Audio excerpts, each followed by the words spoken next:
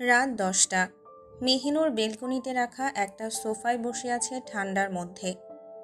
তবে তার গায়ে এহসানের একখানা চাদর জড়ানো, যে চাদরে মেখে আছে তার পাপিষ্ঠ পুরুষের শরীরের ঘ্রাণ। মেহিনুরের হাতে তসবিহ, বসে বসে দুরুদ জিকির পড়ছে আর নিস্তব্ধ গেটের দিকে তাকিয়ে আছে এই আশায় যে কবে এহসান বাড়ি আসবে। কারণ এনিসা বেগম ওকে দায়িত্ব দিয়েছেন যে এহসানের খাওয়া দাওয়ায় যা প্রয়োজন সব মেহিনুরের দায়িত্ব। আর মেহিনুর সে আর কী করবে, এসবই করছে। তাই তো যাকে ঘৃণা করে তার জন্য নিজের ঘুম হারাম করে বসে বসে অপেক্ষা করছে। আজ মনটা একটু হলেও শান্ত, কারণ বিকেলবেলা আমেনা বেগমের ফোন দিয়ে মেহিরুবকে ফোন করেছিল। জানতে পেরেছে সবই ঠিক আছে। আল্লাহর হুকুমে তার আব্বা যেন একটু সুস্থ আছেন, চাচারাও আর বাড়ির সবাইও ঠিক আছেন। এসব ভাবতে ভাবতে গাড়ির শব্দ কানে আসে। স্পষ্ট দেখতে পায় তার পাপিষ্ঠ পুরুষ হাজির। তাই আর এক মুহূর্ত দেরি না করে তাড়াতাড়ি উঠে দাঁড়ায়। তারপর গায়ে চাদরখানা সোফায় রেখে তাড়াতাড়ি পা চালায়। উদ্দেশ্য সদর দরজা খুলে দেওয়া। যেমন ভাবা তেমনই কাজ। তাড়াতাড়ি নিচে চলে এসে সদর দরজার দিকে হাত বাড়ায়। এদিকে এহসান যেই না বাইরে থেকে দরজা খোলার জন্য পকেট থেকে চাবি বের করে দরজায় লাগাতে যাবে, তখনই হুট করে দরজা খুলে যায়। এহসান কিছুটা থমকে যায়, কারণ এটা তার সাথে প্রথমবার হলো। দরজার দিকে চোখ যেতেই তার মন প্রাণ অন্তর পর্যন্ত ঠান্ডা হয়ে যায়। প্রশান্তি চলে আসে আপনা আপনি। অজান্তেই এক চিলতে হাসি ঠোঁটের কোণায় ফুটে ওঠে। তার নারী যে দাঁড়িয়ে আছে তার সামনে, তার স্নিগ্ধ ফুল দাঁড়িয়ে আছে। তবে আজও তাকে কবুতরের বাচ্চার মতোই লাগছে। নামাজের হিজাব যে পরে আছে। এহসানকে এভাবে নিজের পানে তাকিয়ে থাকতে দেখে মেহিনুর ওকে উদ্দেশ্য করে সালাম দেয়। আসসালামু আলাইকুম। সালাম দেওয়াটা তাদের সবারই অভ্যেস, বাড়িতে কেউ প্রবেশ করলে। মেহিনুরের সালাম দেওয়ায় নিজ ধ্যান ভেঙে এহসান মুচকি হেসে বলে, ওয়ালাইকুম আসসালাম ও রহমতুল্লাহ। এই বলে এহসান বাড়িতে প্রবেশ করার দোয়া মনে মনে পড়ে বাড়িতে পা রাখে। এহসান ভেতরে আসতেই মেহিনুর দরজা লাগিয়ে দেয়। তখনই এহসান ওর পানে ভ্রু কুঁচকে তাকিয়ে বলে, কিরে কবুতরের বাচ্চা, এখনো ঘুমাসনি কেন?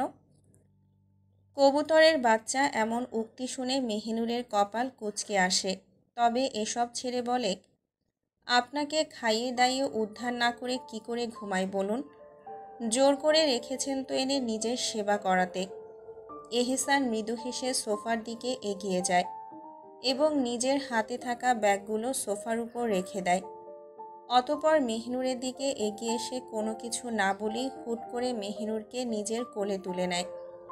হঠাৎ এমন হওয়ায় মেহিনুর চমকে ওঠে। কিছুক্ষণ সময় নেয়, অতপর বোঝে কি হলো তার সাথে। বুঝতে পেরেই তেতে উঠে বলে, কি করছেনটা কি? নামান বলছি। এভাবে কোলে তুললেন কেন? কোন কারণে? এহসান মেহিনুরের দিকে তাকিয়ে ওর কোমরে রাখা নিজের হাত আরো শক্ত করে ধরে হেসে বলল, প্রতিদিন তো তোকে ২-১ বার করে কোলে নিতে হয় কোনো না কোনো কারণে, কিন্তু আজ তো কোনো কারণ পেলাম না, তাই এমনিই নিলাম। অভ্যেস হয়ে গেছে তো, তাই। মেহিনুর বিরক্তি নিয়ে বলে, এই, আপনি না সারাদিন পর বাড়ি ফিরলেন, তাহলে ক্লান্ত লাগে না একটু? ক্লান্ত হন না এসব নাটক করতে? এহসান সিঁড়ি বেয়ে উঠতে উঠতে বলে, সারাদিনের কি, সারা জীবনের ক্লান্তি উড়ে যায় যখন তোমার এই নিষ্পাপ মুখশ্রীর পানে তাকাই আমি। এহসানের এমন কথা শুনে মেহিনুর কিছুক্ষণ চুপ থেকে বলে, হয়েছে, নাটক বন্ধ করুন। এহসান দীর্ঘশ্বাস ফেলে বলে, তোমার কাছে নাটক হতে পারে, তবে আমার কাছে এটাই চিরসত্য। এই বলে এহসান ওর এক হাতে যত্নে কোমর চেপে নিজের আপন নারীকে সযত্নে ঘরে নামিয়ে দেয়। মেহিনুর এহসানের থেকে ছাড়া পেয়ে স্বস্তির নিঃশ্বাস নিতে নিতে নিজে নিজেকে বলে, আল্লাহ মাবুদ। এহসান ওকে বলে, কিছু বললি মেহিনুর? ওর পানে তাকিয়ে বলে, দয়া করে গোসল টোসল করে নিচে আসুন, আমি খাবার দিচ্ছি। এহসান দীর্ঘশ্বাস ফেলে বলে, কোনো ভর্তা আছে আজকে খাবারের ভোজনে? মেহিনুর ওর কথা একটু ভেবে বলে, না নেই। এহসান ওর দিকে তাকিয়ে বলে, তাহলে যা তো, আমার জন্য কোনো কিছুর 2-1টা ভর্তা তৈরি কর। আমার ইচ্ছে হচ্ছে তোর হাতের ভর্তা খেতে। এহসানের এমন আদেশ শুনে মেহিনুর বলে, শুকরিয়া আদায় করুন আপনার মতো পাপিষ্ঠ পুরুষের জন্য। আমি নিজের ঘুম হারাম করে আপনাকে খাইয়ে দিচ্ছি, আর এখন নাকি আপনার জন্য আমি ভর্তা বানাবো? পারবো না আমি সব ফালতু কাজ, এই মাঝরাতে আবার। এহসান মেহিনুরের কথা শুনে ধমক দিয়ে বলে, বেয়াদব নারী, তুই আর আদবে এলি না। এখন যদি আমি ভর্তা দিয়ে ভাত খেতে না পারি, তোর সোজা তোকে কাঁচা চিবিয়ে খেয়ে নিয়ে শুকরিয়া আদায় করব। যা গিয়ে ভর্তা তৈরি কর। এই বলেই এহসান কাপড় রাখার কক্ষে প্রবেশ করে, উদ্দেশ্য লুঙ্গি নিয়ে আসা। মেহিনুর আর কী করবে, সে বেহায়া বিলাইয়ের মতো তর্ক করেও জিততে না পেরে নিচে রান্নাঘরে চলে আসে। অতঃপর নিজ পাপিষ্ঠ পুরুষের জন্য ভর্তা তৈরি করতে থাকে। একটা ডিম সিদ্ধ করে নেয় আর কতগুলো শুকনো মরিচ ভেজে নেয়। গরুর মাংসের তরকারির পাত্র থেকে কয়েক টুকরো মাংস নিয়ে নেয়। তারপর পেঁয়াজ টেয়াজ সব কিছু দিয়ে ডিম ভর্তা, মাংস ভর্তা আর শুকনো মরিচ ভর্তা তৈরি করে নেয়। এক টুকরো লেবুও কেটে নেয়। একটা প্লেটে পরিমাণ মতো ভাত বেড়ে নেয় আর ভর্তাগুলো বাটিতে নিয়ে টেবিলে রেখে আসে।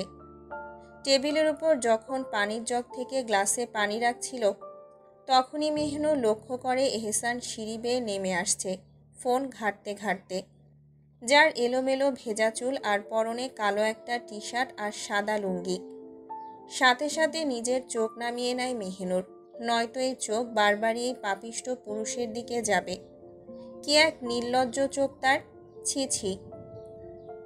এসব মনে মনে আওড়াচ্ছে মেহিনুর। তখনই এহসান ওর পাশে এসে দাঁড়ায়। সাথে সাথে ওর শরীরের ঘ্রাণ মেহিনুরের নাকে এসে লাগে। মেহিনুর নিজেকে স্থির করার জন্য এক লম্বা ঘন শ্বাস নেয়, কিন্তু এহসানের কাজে তো ওকে যন্ত্রণা দেওয়া, তাই ওর একদম নিকটে পেছনে এসে দাঁড়ায়, যার ফলে মেহিনুরের অস্বস্তি 3 গুণ বেড়ে যায়। এহসানের ভেজা শরীরের ঘ্রাণ তাকে মাতোয়ারা করে তুলছে। এহসান কিছু সময় চুপ থেকে আলতো গলায় বলে, মানতে হবে কবুতরের বাচ্চা, তুই যতই বেয়াদব হোস না কেন, কাজেরও কিন্তু বটে। মেহিনুর নিজেকে সামলিয়ে হালকা ঘাড় ঘুরিয়ে এহসানের পানে তাকিয়ে বলে, দয়া করে মায়া করে খাবারটা খেয়ে নিন।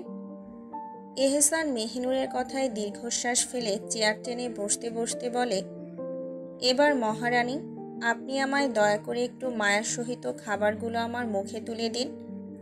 মেহিনুর জানতো এই অসভ্য পুরুষ এমন কিছুই বলবে, তাই দাঁত চেপে ভাতের প্লেট হাতে তুলে নেয় আর মাংসের ভর্তা প্লেটে নিয়ে মাখাতে মাখাতে দাঁত চেপে ফিসফিসিয়ে বলে, মনে তো চাচ্ছে বিষ মিশিয়ে মেরে দিতে খাবারের সাথে।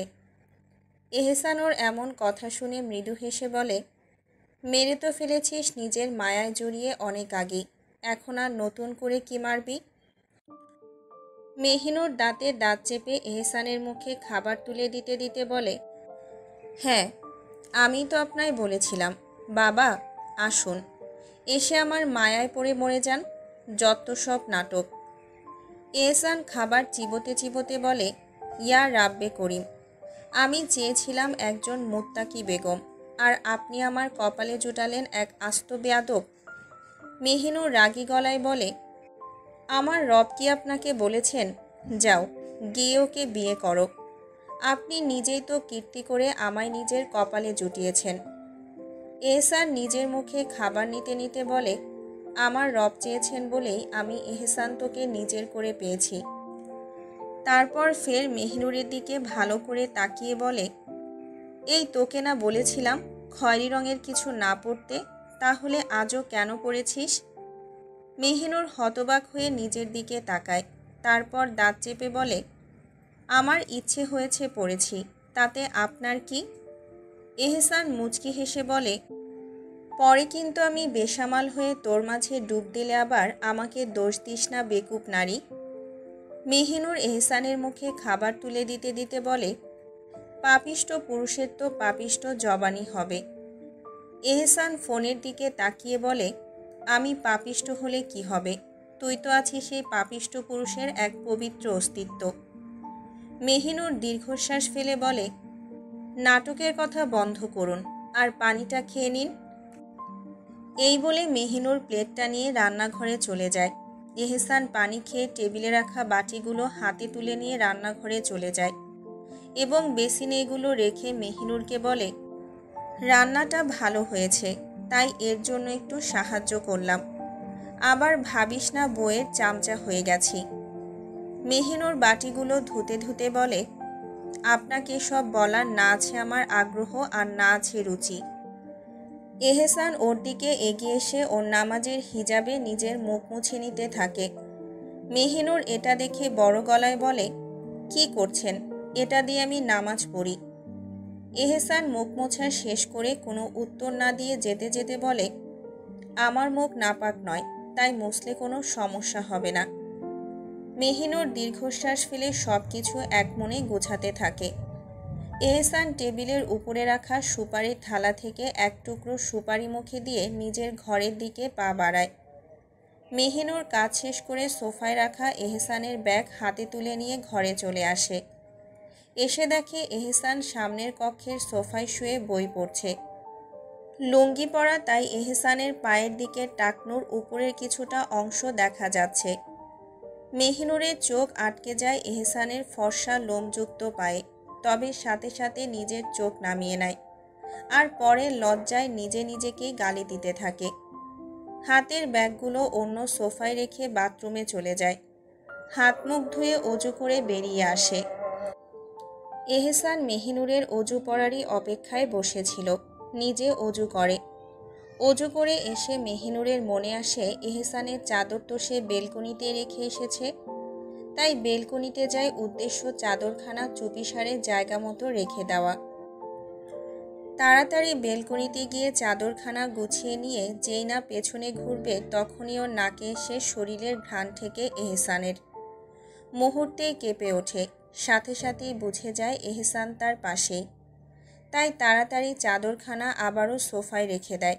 তখনই এহসান পেছন থেকে ওকে বলে, আমি তোর স্বামী, আর আমার জিনিস ব্যবহার করার পর এত আতঙ্কিত হওয়ার কিছুই নেই, বুঝেছিস বোকা নারী? মেহিনুর এহসানের কথায় থমকে যায়। সে নিজেও জানে এহসান তাকে কিছুই বলবে না, কিন্তু এই নির্লজ্জ পুরুষ যে তাকে কথায় কথায় লজ্জা দেয়। যদি এখনো এমন করে তাই তো চুপিসারে রেখে দিতে চেয়েছিল, কিন্তু সে তো আর নিজের দোষ স্বীকার করবে না। তাই পেছন ঘুরে বলল, কই আমি আতঙ্কিত হয়েছি? আপনি সব বোঝেন মনে হয়। এহসান মুচকি হেসে মেহিনুরের দিকে এগোতে এগোতে বলে, হ্যাঁ গো, আমি সব বুঝি। তোমার পায়ের পাতা থেকে তোমার মাথা অবধি প্রতি মুহূর্তে মুহূর্তে কি চলছে, তুমি কি ভাবছো, সব বুঝি আমি, সব। মেহিনুর মেকি হেসে বলে, ভুল ধারণা। এহসান মেহিনুরের সামনে এসে বলে, কিভাবে বুঝলে? মেহিনুর দীর্ঘশ্বাস ফেলে বলে, যদি আপনি আমার অন্তরের অবস্থা জানতেন তাহলে কি আর আমার সামনে আমার বাপকে আধমরা হতে দিতেন? এহসান মেহিনুরের দিকে নিজের হাত বাড়িয়ে প্রতি সময়ের মতো ওর কোমর জড়িয়ে ধরে বলে, তোমার অবস্থা বুঝি বলেই তোমার বাপ আধমরা ছিল, নয়তো মরা থাকতো। এহসানের এমন কথা শুনে মেহিনুর আহত গলায় বলে, আপনি বুঝবেন না, আপনজনদের কষ্ট দেখতে কতটা ভয়ঙ্কর যন্ত্রণা হয়। যদি জানতেন তাহলে এমনটা বলতেন না।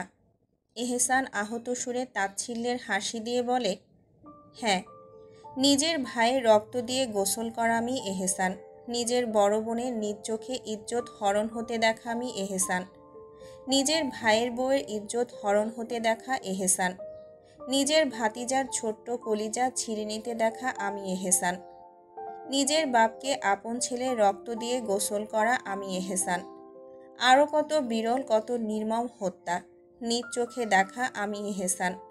জানিস, তোর বাপ চাচা যদি সেদিন মরেও যেত আর তুই যতটা কষ্ট পেতি তার 1/2-ও সমান হতো না আমার চাপা কষ্টের কাছে। বুঝলি বোকা নারী? আমি পাপিষ্ট হতে চাইনি, এই দুনিয়ার নিকৃষ্ট মানুষ আমায় বাধ্য করেছে তা হতে। মেহিনুর এহসানের কথাগুলো শুনে স্তব্ধ হয়ে যায়। কিছুক্ষণ থমকে গিয়ে বলে, আপনি বোঝেন তো আপনজনের হারানোর ভয়। তাহলে কেন একটাবার আমায় আমার আব্বার সাথে কথা বলতে দিচ্ছেন না? এহসান মেহিনুরের দিকে তাকিয়ে বলে, কেন? আজ বিকেলে যে কথা বললি সেটা কি যথেষ্ট নয়? মেহিনুর চমকে ওঠে। এহসান এটা কি করে জানলো?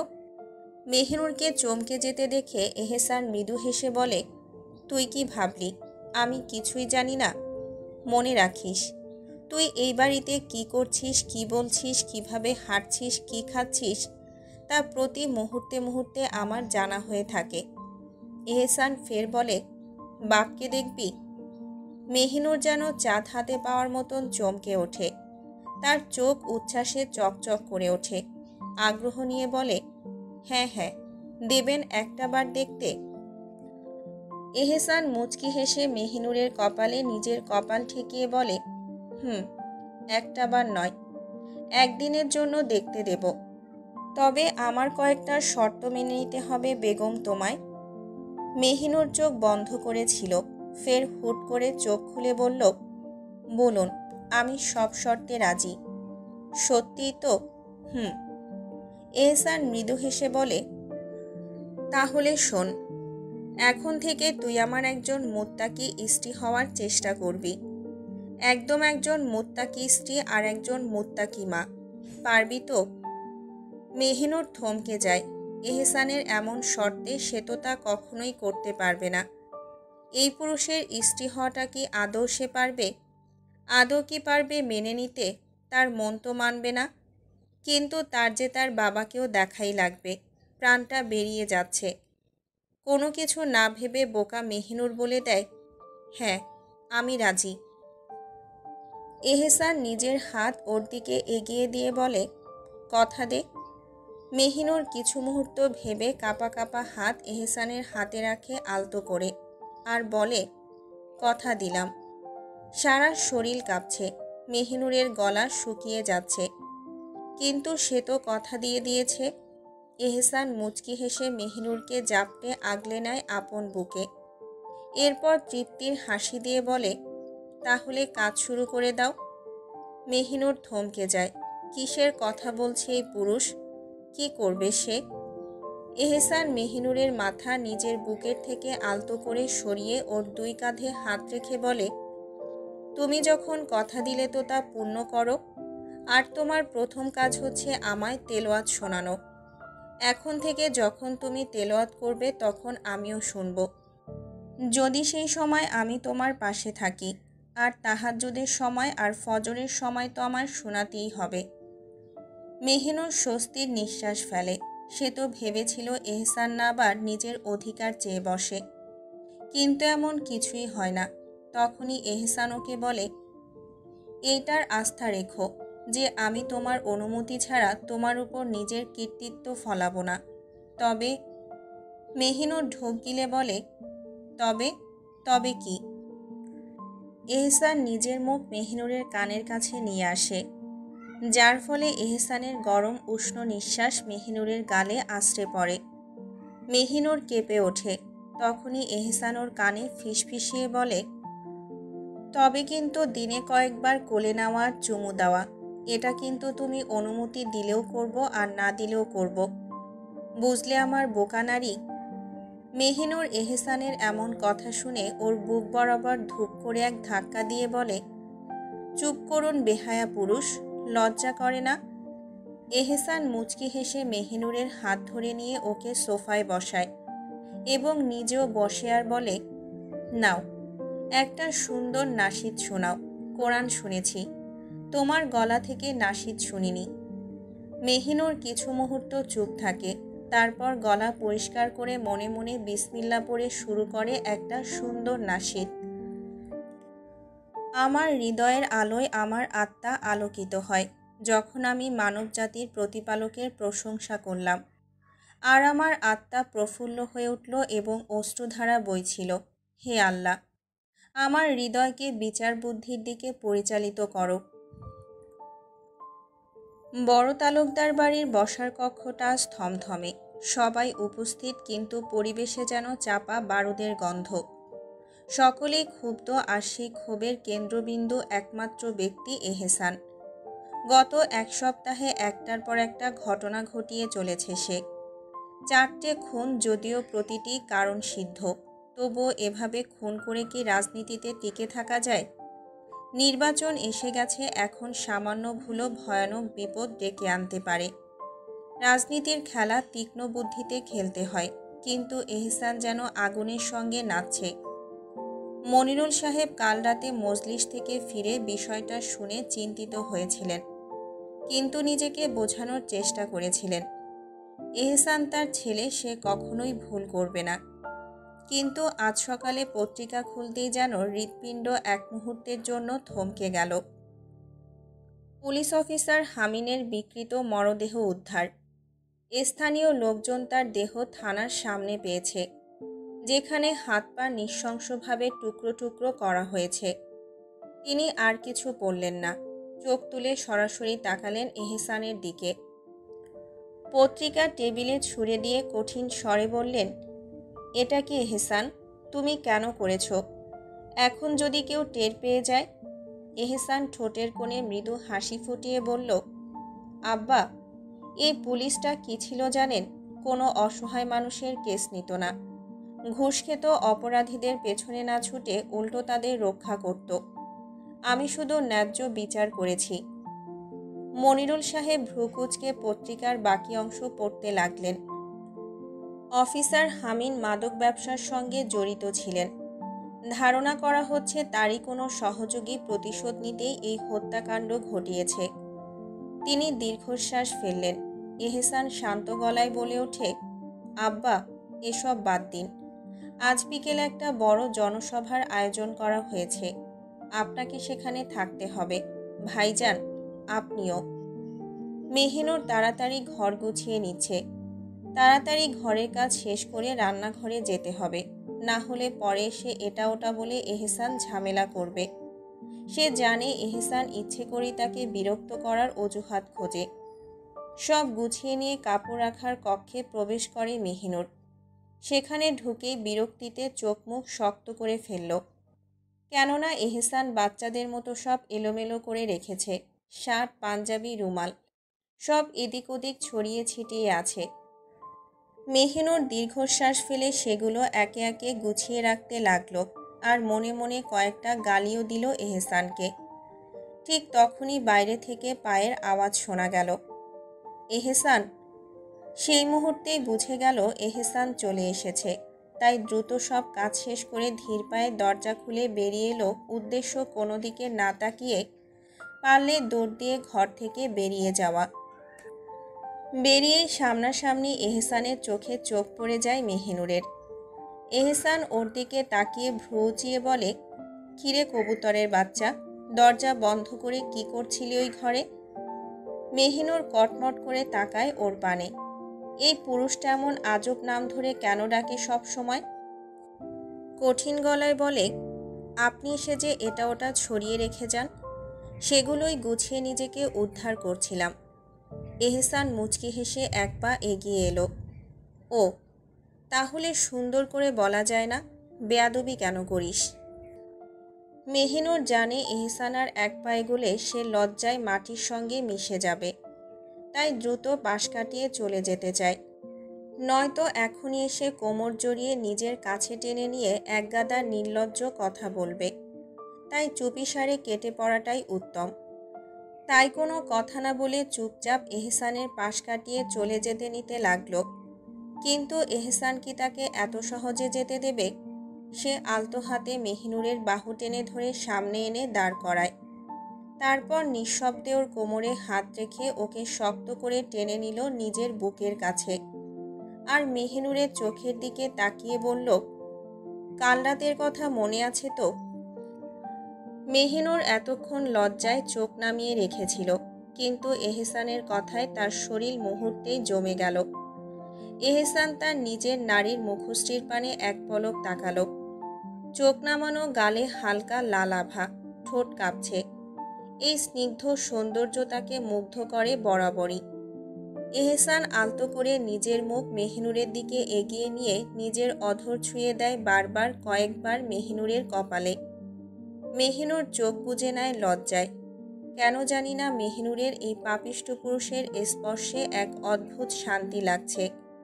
হৃদয়ের গভীরে যেন এক নতুন অনুভূতির জন্ম দিচ্ছে। এহসান ধীরে ধীরে ওর কপাল থেকে ঠোঁট সরিয়ে নেয়, কিন্তু এত সহজে ছাড়ার জন্য সে ওকে ধরে রাখেনি। সে তার মুখ আরও কাছে এনে মেহিনুরের চোখে ঠোঁট ছুঁয়ে দিল। মেহিনুর মুহূর্তেই কেঁপে ওঠে। এহসানের দাড়ির খসখসে স্পর্শ তার নরম ত্বকের সঙ্গে মিশে গেল। এহসান মৃদু হাসল, তারপর আপন নারীর লজ্জামাখা মুখখানার পানে কিছু মুহূর্ত তাকিয়ে থাকে। অতপর অতি যত্নে ওকে শক্ত করে জড়িয়ে নেয় আপন বক্ষস্থলে। মেহিনুরও যেন স্বাভাবিকভাবে মাথা রেখে দিল ওর বুকের উপর। এটাতে অভ্যস্ত হয়ে গেছে। আগেই বুকে মাথা রাখলে শরীর মন জ্বলে উঠত, অথচ এখনই পাপিষ্ঠ বুকের বাপাশে মাথা রাখলে মনে হয় একটা নিরাপদ স্থান পেল। এহসানের বুকের গভীর থেকে ভেসে আসা পিটপিট আওয়াজ শুনতে পেল মেহিনুর। এই শব্দ, এটা কি এহসানের হৃদস্পন্দন? কেন এত জোরে চলছে? সে কান পেতে শুনতে লাগল। তার পাপিষ্ঠ পুরুষের হৃদয়ের গতি। কিছু মুহূর্ত এক ধ্যানে শুনতে থাকে মেহিনুর। এহসান মেহিনুরকে চুপ থাকতে দেখে বলে, তাড়াতাড়ি তৈরি হয়ে নাও বেগম, সকালে নিয়ে যাচ্ছি, রাতে গিয়ে নিয়ে আসব। মেহিনুর কোনো উত্তর দিল না, শুধু শক্ত হয়ে এহসানের বুকে মাথা রেখে রইল। এহসান আবারও বলল, আর শোনো, তোমার উপর ভরসা করেই ওদের কাছে দিয়ে আসব, কোনো তেড়ামি করো না, নইলে বুঝে নিও আমি কি করব। মেহিনুর এহসানের বুকে মাথা রেখে আস্তে করে মাথা নেড়ে বলল, মনে থাকবে, শুধু নিয়ে যান। এহসান মৃদু হাসল, একটা আবদার রাখবে? মেহিনুর চুপ রইল কিছু মুহূর্ত পর, তারপর বলল, কি আবদার? এহসান দীর্ঘশ্বাস ফেলে বলল, আমায় একবার জড়িয়ে ধরবে। মেহিনুর স্তব্ধ হয়ে গেল, তারপর মলিন গলায় বলল, ধরতে পারবো, তবে ভালোবাসা নিয়ে নয়, ঘৃণা নিয়ে। এহসান মৃদুস্বরে বলল, আমি জানি আমি তোমার ঘৃণারই যোগ্য, তাই অন্তত ঘৃণা নিয়েই না হয় জড়িয়ে ধরো। কিছুক্ষণ নীরব থাকার পর মেহিনুর আস্তে করে ওর হাত জড়িয়ে ধরল। এহসান আর এক মুহূর্ত দেরি করল না, ওকে আরও শক্ত করে নিজের বক্ষস্থলে জড়িয়ে নিল। সময় যেন থমকে গেল, কয়েক মুহূর্ত কেটে গেল, কিন্তু এহসান ছাড়ল না। মেহিনুর হাঁপিয়ে উঠে ফিসফিস করে বলল, দম বন্ধ হয়ে আসছে, ছাড়ুন। এহসান হেসে আস্তে করে ওকে ছেড়ে দিয়ে ওর গালে হাত রেখে বলল, যাও, তাড়াতাড়ি তৈরি হয়ে নাও। মেহিনুর মাথা নাড়িয়ে কাপড় রাখার কক্ষের দিকে পা বাড়ালো। আছে অন্যরকম একটা শান্তি অনুভব করছে, এক অজানা অনুভূতি। প্রস্তুত হয়ে এহসানের সঙ্গে বেরিয়ে পড়ল। গাড়ির সিটে বসে সে বারবার এহসানের দিকে তাকাচ্ছে। কেন যেন মনে হচ্ছে সে কিছু একটা অনুভব করছে। এই মানুষটা যে তার জীবনে ঝড় তুলে দিয়েছিল, সে কি আজ তার আশ্রয় হয়ে উঠছে? এহসানের শক্ত হাতে স্টিয়ারিং চেপে ধরা, গভীর দৃষ্টি সামনের রাস্তার দিকে। মেহিনুর জানে না কেন তার হৃদয় এত অস্থির হয়ে উঠছে। সে কি এখন সত্যিই তাকে ঘৃণা করে, নাকি ঘৃণার মধ্যেই লুকিয়ে জন্ম নিচ্ছে এক নিঃশব্দ ভালোবাসা? এত সুন্দর পুরুষ, এত নিখুঁত তার সৌন্দর্য। মেহিনুর কখনোই ভাবেনি এমন একজন তাকে চাইবে। হ্যাঁ, মেহিনুর নিজেও সুন্দর, তবে এহসান এর চেয়ে উঁচু কাউকেও পেতে পারত। তার ব্যক্তিত্ব, তার সৌন্দর্য, তার ক্ষমতা সবই যেন তাকে অনায়াসে পরাজিত করতে পারত। কিন্তু কেন এহসান তাকেই ভালোবাসল? আর বড় হওয়ার পর তো কখনোই তার সামনে পড়েনি। হ্যাঁ, তবে মাদ্রাসায় যাওয়ার সময় এহসানের সামনে সে পড়েছে। তবে তখন তার পুরো শরীর পর্দায় ঢাকা থাকত, চোখ পর্যন্ত। তাহলে এহসান তাকে দেখল কিভাবে? মেহিনুর এহসানের পানে তাকিয়ে সব ভাবতে ব্যস্ত ছিল। এহসান বার কয়েক খেয়াল করেছে, তার নাড়ি তার পানে একদৃষ্টিতে তাকিয়ে আছে। সে ঠিকই বুঝতে পেরেছিল তার বেকুব নারী কিছু নিয়ে ভাবছে। এমনভাবে তাকিয়ে থাকলে অন্য কোনো কারণ হতে পারে না। এহসান খুব ভালো করেই জানত সে কখনোই মেহিনুরকে ভুল বুঝবে না। এহসান শুকনো কাশি দিয়ে বলে, যা ভাবছ সেই ভাবনার মূল কেন্দ্রবিন্দু কি আমি? এহসানের এমন হঠাৎ প্রশ্নে মেহিনুর এক প্রকার হন্তদন্ত হয়ে নিজের ভাবনার জগৎ থেকে বেরিয়ে আসে। তার চোখের সামনে ঘুরতে থাকে চারপাশের দৃশ্য।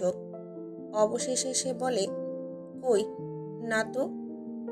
এহসান মুচকি হেসে বলল, মেয়ে, তুমি কি ভাবো আর ভাবছো সব আন্দাজ করতে পারি, তাই লুকিয়ে কোনো লাভ নেই। ভালোই ভালোই বলে দাও কি ভাবছিলে। মেহিনুর একটু থতমত খেয়ে বলল, আমি যা ভাবার ভেবেছি, আপনায় কেন বলবো? এহসান তার মুচকি হাসিতে কিছুই বলল না, কিন্তু মেহিনুর জানত সে ঠিকই বুঝে গিয়েছে কিছু একটা নিয়ে সে ভাবছে। আর তার সম্পর্কে পরিষ্কারভাবে জানলেই হয়তো কিছু একটা বদলাতে পারে। মেহিনুর আবার তাকায় না এহসানের দিকে, চুপচাপ বসে থাকে। হঠাৎই গাড়ি থামানো হলো। তারা হাসপাতালের সামনে পৌঁছেছে। এহসান গাড়ি থেকে নেমে প্রথমে নিজের মুখ ঢেকে নেয়। এরপর মেহিনুরের হাত ধরে তাকে নিয়ে যায় হাসপাতালের ভেতরে। হাসপাতালের ভেতর যেখানে মেহিনুরের বাবা ছিলেন সেদিকে নিয়ে গেল এহসান। হঠাৎ করেই মেহেরুবের চোখ পড়ে মেহিনুরের দিকে। তার মুখে এক চিলতে হাসি ফুটে ওঠে। এক মুহূর্ত দেরি না করে সে দ্রুত এগিয়ে যায় মেহিনুরের দিকে। মেহিনুর এহসানের দিকে তাকিয়ে বলে, হাতটা ছাড়ুন, একটাবার জড়িয়ে ধরি ভাইজানকে। এহসান তার হাত ছেড়ে দেয়। মেহিনুর গিয়ে জাপটে ধরে তার ভাইজানকে। মেহেরুব তাকে বুকে আগলে নিয়ে বলে, কেমন আছিস বোন? মেহিনুর ওর বুকে মাথা রেখে বলে, ভালো ভাইজান, তুমি আব্বা কেমন আছো? সব ঠিক আছে তো? মেহেরুব মেহিনুরের মাথায় হাত বুলিয়ে দিয়ে বলে, আলহামদুলিল্লাহ, সব ঠিক আছে, আল্লাহ সব ঠিক রেখেছেন। এই সময় তৌফিক তালুকদার তাদের পাশে এসে দাঁড়ালেন। মেহিনুর মেহেরুবের থেকে নিজের শরীর এলিয়ে দিয়ে ওনাকে সালাম দেয়। আসসালামু আলাইকুম মেজো চাচা, কেমন আছেন? তৌফিক তালুকদার মৃদু হেসে মেহিনুরের মাথায় হাত বুলিয়ে বলেন, ভালো রে মা, তুই কেমন আছিস? অতঃপর এহসানের দিকে তাকিয়ে বলেন, জানি ভালো থাকবি না, পশুর কাছে আছিস তো, ভালো থাকবি কি করে? মেহিনুর পরিস্থিতি দেখে তার হাত নিজের হাতের মুঠোয় নিয়ে বলল, না না, আমি ভালো আছি। তারপর এক পলক এহসানের পানে তাকিয়ে ফের ওনার দিকে তাকিয়ে বলে, উনি খুব যত্নে রাখেন আমায়, তোমরা চিন্তা করো না। তখনই এহসান দৃঢ় গলায় বলে, আমার বাচ্চার মাকে কয়েক ঘন্টার জন্য তোদের কাছে রেখে যাচ্ছি, তাই নিজেদের বোনার ভাতিজিকে যা দেখার দেখে নে। তারপর মেহিনুরের দিকে তাকিয়ে বলে, বেগম, কি প্রতিশ্রুতি দিয়েছ মনে আছে তো? তোমায় ভরসা করে রেখে গেলাম, কোনো চালাকির ধান্দা পাকিও না, এতে তোমারই মঙ্গল। এই বলেই এহসান তার চাদরখানা টেনে ঠিক করে বেরিয়ে যায়। মেহেরুব দ্রুত মেহিনুরকে জিজ্ঞেস করে, ওকে কিসের প্রতিশ্রুতি দিয়েছিস? মেহিনুর আহত গলায় এহসানের যাওয়ার পানে তাকিয়ে বলে, সারা জীবন ওনার মুত্তাকি স্ত্রী হয়ে থাকার। তৌফিক তালুকদার তেতে উঠে বলেন, কি বলছিস তুই? ওই পশুর জীবন সঙ্গী হয়ে জীবন পার করবি? না, এটা কখনোই সম্ভব না। তোকে আজই আমরা বাড়ি নিয়ে যাব। মেহিনুর কিছুই বলে না, কারণ সে জানে যে যাই বলুক সে শুধুই ওই পাপিষ্ঠ পুরুষের অর্ধাঙ্গিনী। এহসান তালুকদার মৃত্যুর আগ অবধি তাকে নিজ বুকেই আগলে রাখবে। মেহিনুর মুচকি হেসে বলে, আব্বাকে দেখব আমি। তখনই কেবিনের দরজা খুলে বেরিয়ে আসে মেহেরাজ, সাথে একজন নার্স। মেহিনুরকে দেখে নিজের হাতের রিপোর্টখানা নার্সের হাতে তুলে দিয়ে দৌড়ে এসে মেহিনুরকে জড়িয়ে ধরে। মেহিনুরের হিজাবের উপরে কপালে ঠোঁট ছুঁয়ে বলে, তুই এসেছিস? কিভাবে এলি? ভালো আছিস তুই? মেহিনুর মৃদু গলায় বলে, উনি দিয়ে গেছেন। ভালো আছি ভাই। মেহেরাজ কিছু মুহূর্ত চুপ থেকে মেহিনুরকে নিজের থেকে আলাদা করে বলে, তুই আমাদের সাথেই যাবি, আর সব ব্যবস্থা আমি করব। আজ তুই নিজের বাড়িতে যাবি। মেহিনুর দীর্ঘশ্বাস ফেলে বলে, আচ্ছা যাব। আব্বাকে কি দেখতে পারবো? হ্যাঁ চল।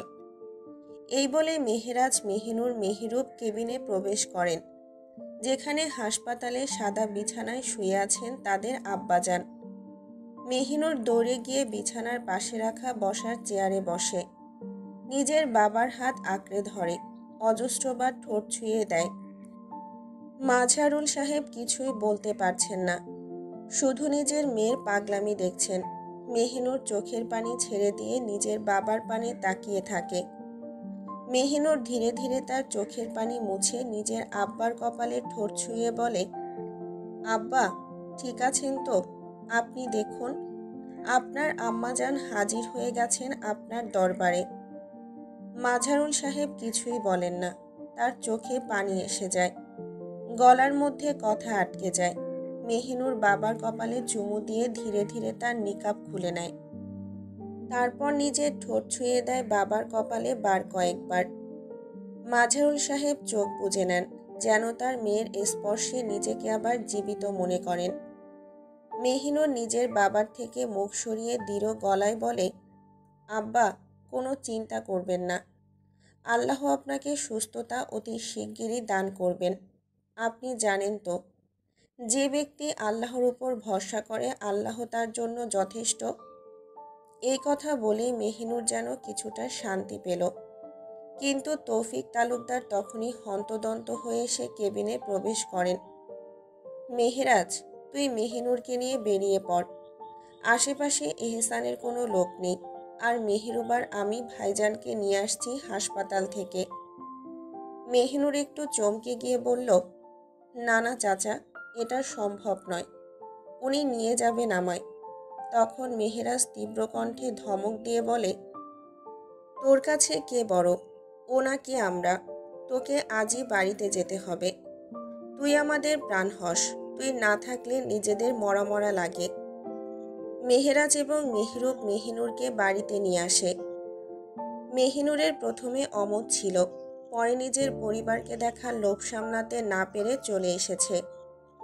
বাড়ির উঠানে পা রেখে মেহিনুর এক পলক এদিক ওদিক তাকায়, মনে হয় কত যুগ পর সে তার নিজের ঘরে ফিরেছে।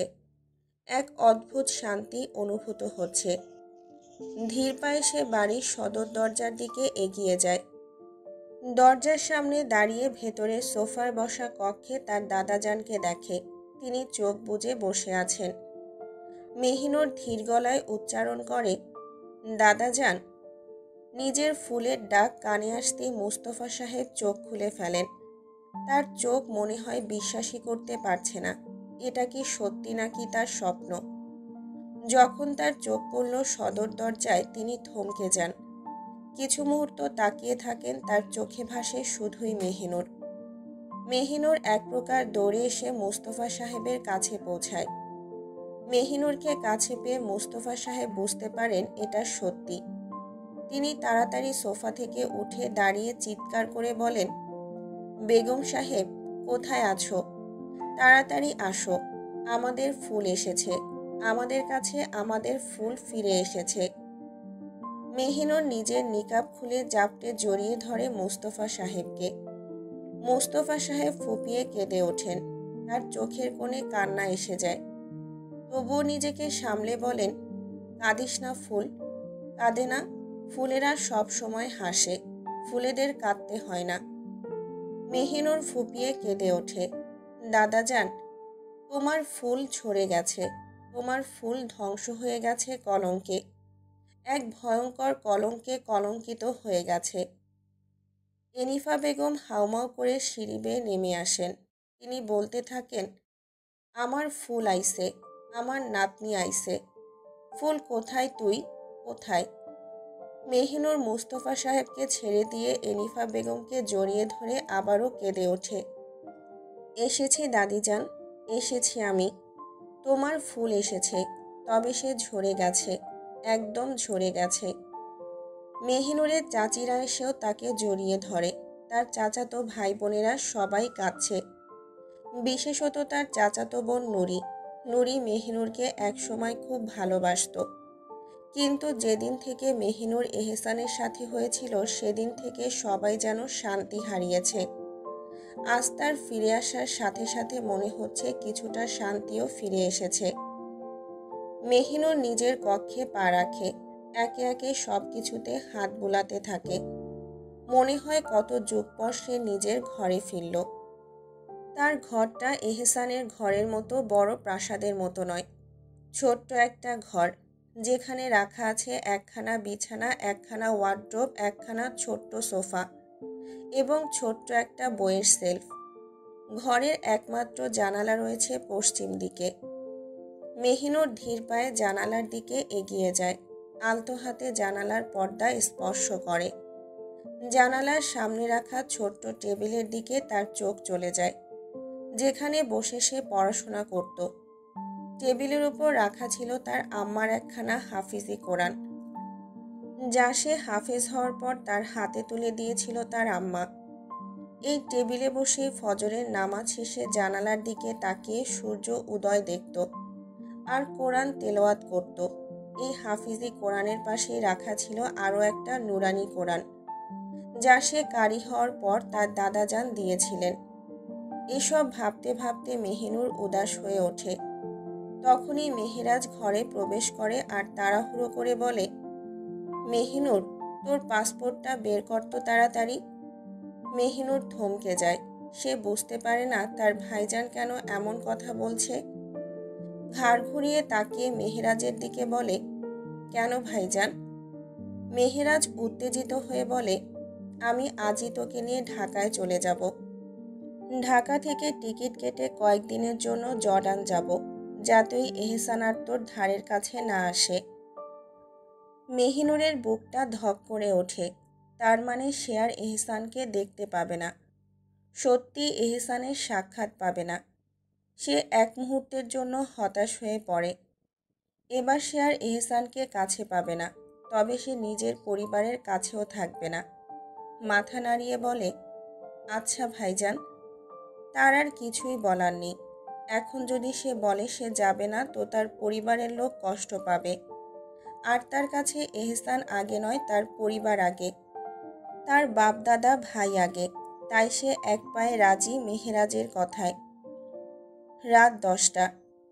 গাড়িতে এহসান, জয়নাল, হাসিবার 3জন ছোট তালুকদার বাড়ির দিকে রওনা হয়েছে। তাদের উদ্দেশ্য মেহিনুরকে নিয়ে বাড়িতে ফেরা। হাসপাতালের ফোনে খবর পেয়েছে মেহেরাজরা বাড়ি ফিরে গেছে এবং সভায় থাকার জন্য এহসান ফোন বন্ধ রেখেছিল।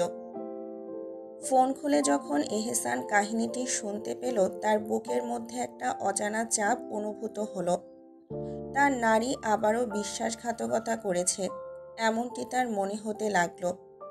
রাগে এহসানের নিজের চুল ছিঁড়তে ইচ্ছে হচ্ছিল, কিন্তু সে নিজেকে যতটা সম্ভব শান্ত রাখার চেষ্টা করে সভা থেকে গাড়ি নিয়ে ছোট তালুকদার বাড়ির দিকে রওনা হলো। তখন হঠাৎই এহসানের ফোনে একটা ভিডিও আসে। প্রথমে সে পাত্তা না দিলেও কিছুক্ষণ পরে অচেনা নাম্বারটা দেখে তার মনে একটা অস্থিরতা চলে আসে। তাই সে ভিডিওটি চালু করে। ভিডিও চালু হতেই তার শরীর থেকে রক্ত যেন সরে গেল। ভিডিওতে স্পষ্টভাবে দেখা যাচ্ছে একজন মেয়ে আর ছেলেকে কেউ চেয়ারের সাথে বেঁধে রেখেছে। কিছু মুহূর্ত পরে এহসান বুঝতে পারে এই নারী আর কেউ নয়, তার আপন নারী আর তার ভাই মেহেরাজ। মেহেরাজ বাড়ির সবার থেকে বিদায় নিয়ে মেহিনুরকে নিয়ে সিলেট থেকে ঢাকার উদ্দেশ্যে বের হয়। গাড়ির গতি স্থির। সিলেট এয়ারপোর্ট রোডের কাছাকাছি আসতেই কয়েকজন গার্ড তাদের পথ রোধ করে দাঁড়ায়। মেহেরাজ রেগে ফুঁসে গাড়ি থেকে বের হয় এতে। মেহিনুর প্রথমে ভয় পায় না। সে ভাবে হয়তো এটা এহসানের কাজ, আর এহসান যাই করুক তার ক্ষতি করবে না। যদি সে এহসানের হাতে পায়ে ধরে তাহলে হয়তো মেহেরাজেরও কিছুই করবে না। কিন্তু সে ভুল। ওরা গার্ডদের কেউ নয়, ওরা ছিল অন্য কেউ, রাসেলের লোক। তবে বোকা মেহিনুর এখনও এই সম্পর্কে অবগত নয়। দুজন নারী গার্ড তাকে শক্ত করে ধরে নিয়ে গাড়ি থেকে বের করে অন্য গাড়িতে জোর করে ওঠায়। মেহেরাজ প্রতিরোধের চেষ্টা করে, কিন্তু শক্ত হাতে ওকেও বেঁধে ফেলে গাড়িতে প্রবেশ করানো হয়। মেহিনুরের এখনও ভয় করছে না। সে এখনও মনে করছে এটা এহসানেরই কাজ। তার একটু ভয় করছে না। তাই একসময় ওদের দুজনকে একটা পুরনো গুদামের উঠানে নামানো হয়। সেখানে লোহার চেয়ার, ভাঙাচোরা কাঠের বাক্স আর আবর্জনার স্তূপ। আর তার ঠিক মাঝখানে দাঁড়িয়ে রাসেল, এক কদর্য হাসি মুখে।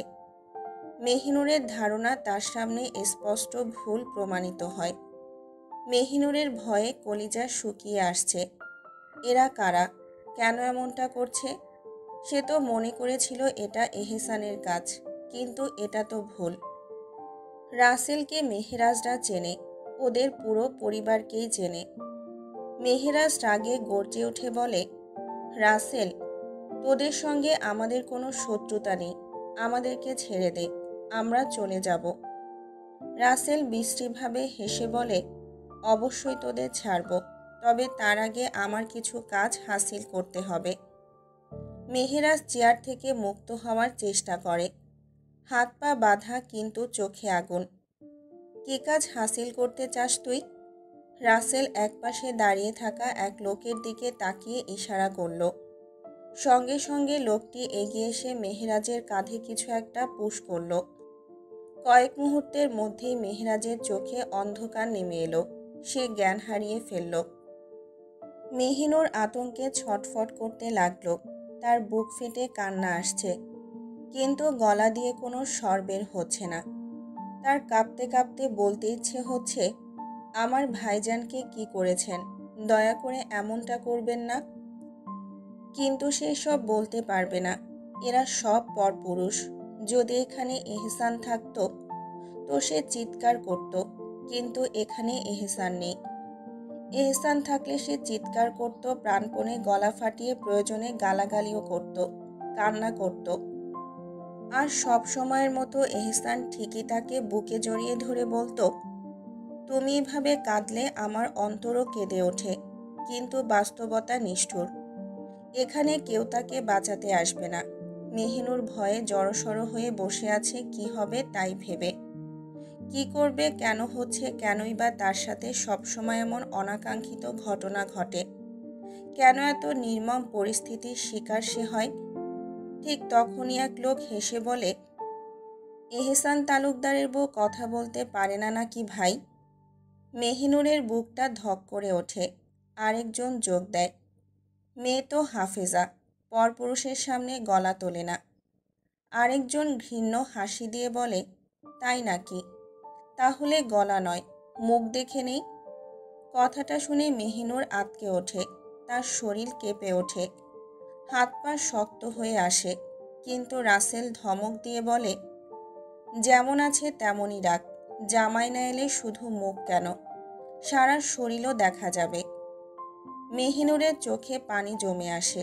সে চিৎকার করতে পারে না, দৌড়াতে পারে না, প্রতিরোধও করতে পারে না। একটাই নাম তার হৃদয়ের গহীন থেকে বেরিয়ে আসে, আল্লাহ। সে কাঁপতে কাঁপতে মনে মনে দোয়া করতে থাকে, রক্ষা করুন মাবুদ, যদি আপনার রহম না হয় তাহলে আমি শেষ। এদিকে এহসান এই ভিডিও দেখে। এহসান স্তব্ধ হয়ে যায় কি হচ্ছে সেটা ভেবে। মেহিনুর ওখানে কি করছে, রাসেলের কাছে কিভাবে কি করে গেল? তখনই এহসানের মোবাইলে ফোন আসে। এহসান দীর্ঘশ্বাস ফেলে নিজেকে সামলিয়ে ফোনটা ধরে। ফোন ধরতেই ওপাশ থেকে একজন বিশ্রী হাসি দিয়ে বলে, এহসান তালুকদার, কেমন দিলাম, ভালো লেগেছে নাকি? এহসান দাঁতে দাঁত চেপে বলে, রাসেল, তুই তোর সীমা ভুলে যাচ্ছিস, সাহস বেশি দেখিয়ে ফেলেছিস। রাসেল এতে আরও বিশ্রীভাবে হেসে বলে, সাহস তো করতে চাইনি, কিন্তু তুই সাহস করতে বাধ্য করেছিস। কিছুদিনের মধ্যে আমার দুই ভাইকে দুনিয়া থেকে সরিয়ে দিয়েছিস। আমার ভাইটা দেশ ছেড়ে গিয়েও নিস্তার পায়নি। এহসান দাঁত চেপে বলে, তোর যা শত্রুতা আমার সাথে, আমার নারীকে কেন এতে টানলি? রাসেল বিশ্রী হেসে বলে, তোর দুর্বলতাই তো আমার সফলতা। এহসান নিজের রাগ সামলিয়ে বলে, কি চাস তুই? রাসেল মেহিনুরের দিকে এক পলক তাকিয়ে ফোনে বলে, তোকে চাই, শুধু তুই একা চলে আয়, আর তোকে মেরে আমি নিজের ক্ষোভ মিটিয়ে নেব। আর নইলে? এহসান বাজখাই গলায় বলে, নইলে কি শুয়োরের বাচ্চা, কি করবি তুই? রাসেল বিশ্রীভাবে হেসে বলে, নইলে তোর নারীর ছোট্ট শরীর আমার শরীরের সাথে মিশে যাবে। মা বোন আমাদেরও আছে, তাই এখনো কিছুই করিনি, কিন্তু 1.5 ঘন্টার মধ্যে যদি না আসিস তো তোর নারীর মৃত্যু আমার হাতে, তাও ইজ্জত ছাড়া। তাই চুপচাপ আমার আগের আস্তানায় চলে আয়। তারপর আবার হুমকি দিয়ে বলে, সাবধান, কোনো চালাকি যেন না হয়। এই বলেই রাসেল ফোন কেটে দেয়। এহসানের রাগে শরীর জ্বলতে থাকে। হাসিব জয়নালও সবই শুনেছে। এহসান অস্থির গলায় বলে, তোরা যা করার কর, আমি যাচ্ছি ওখানে। হাসিব আর জয়নাল বলে, ভাইজান আপনি যান, আমরা ব্যবস্থা করছি। এই বলে দুজন গাড়ি থেকে নেমে পড়ে। এহসান হন্তদন্ত হয়ে গাড়ি চালু করে উদ্দেশ্য রাসেলদের আগের আস্তানা। এহসানের রাগ হচ্ছে, খুব রাগ হচ্ছে, নিজের উপর রাগ হচ্ছে। কেন যে সে মেহিনুরকে একা রেখে আসতে গেল ওই কাপুরুষদের কাছে, আর কেনই বা সে বিশ্বাস করতে গেল নিজের নারীকে। এই নির্বাচনে দাঁড়িয়ে সে পড়েছে আরেক মহা ঝামেলায়। রাতের ঘুম হয়েছে হারাম, এর উপরে বেয়াদব নারীর বেয়াদবি। এহসান গাড়ি চালাতে চালাতে হাসিবকে ফোন দেয় আর বলে, আজকের জনসভার নিরাপত্তার জন্য যে থাই স্নাইপারগুলো এনেছি ওইগুলোকেই পাঠিয়ে দে ভাই। পরিস্থিতি ঠিক লাগছে না, ওখানে আমার বেগম আছে। কি থেকে কি হয়ে যাবে, রাগে না আবার কি করে ফেলি। হাসিব উত্তর দেয়, আচ্ছা ভাইজান, 10 মিনিটেই সব হয়ে যাবে ইনশাআল্লাহ। মেহিনুর ভয়ে কুঁকড়ে উঠছে, সবই তার দোষ। যদি সে বিশ্বাসঘাতকের মতো না চলে যেত তবে এমন কিছুই হতো না। তার কারণে হয়তো আজ তার ভাইজানও মারা যাবে। আচ্ছা, এহসান কি আসবে ওকে বাঁচাতে? না, আসবে না, নিশ্চয়ই আসবে না। কারণ এহসান তাকে বলেছিল যে বা যারা তাকে ধোঁকা দেয় তাদের সে ঘৃণা করে। আচ্ছা, তাহলে কি মেহিনুরকেও সে ঘৃণা করবে? এতক্ষণে হয়তো এহসান জেনেই গেছে যে সে পালিয়েছিল তার থেকে। মেহিনুর দীর্ঘশ্বাস ফেলে ভাবে, আল্লাহর হাতেই সব। আমার রব নিশ্চয়ই এমন কিছু আমার সাথে করবেন না। কিছু মুহূর্ত পার হয়, মেহিনুরের ভয় লাগতে শুরু করে। যদি এহসান না আসে তো তাকে নিশ্চয়ই পশুগুলো মেরে ফেলবে, সাথে তার ভাইটাকেও। মেহেরাজের এখনো জ্ঞান আসেনি, অচেতন হয়ে চেয়ারের সাথেই বাঁধা রয়েছে। মেহিনুরের অঝরে চোখ দিয়ে পানি গড়াচ্ছে। এক ভয়াবহ মৃত্যুর সামনে দেখতে পাচ্ছে সে।